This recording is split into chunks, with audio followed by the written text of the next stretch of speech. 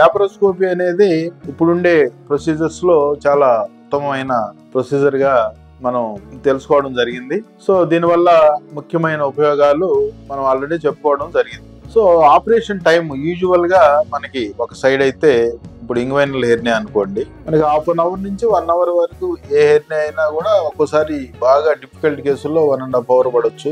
Operation తర్వాత మందు body నుంచి వదిలిన తర్వాత మనం పేషెంట్ ని నడిపించడం జరుగుతుంది. మాక్సిమం 2 to 4 అవర్స్ లో పేషెంట్ నడిపించడం జరుగుతుంది.